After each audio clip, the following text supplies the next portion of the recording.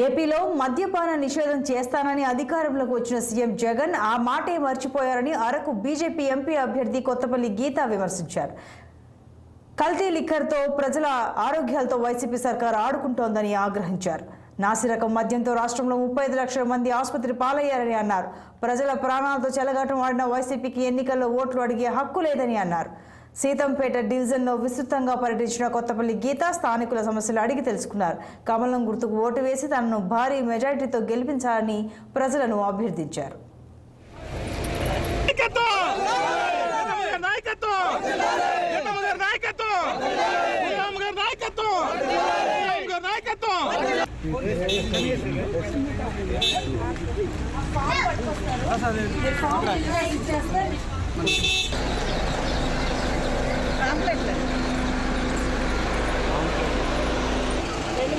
నుంచి 19 ఉన్నారమ్మా. అప్పుడు చాలా ఇచ్చారు. ఒక లైట్ సత్యబాబు రాలేదా?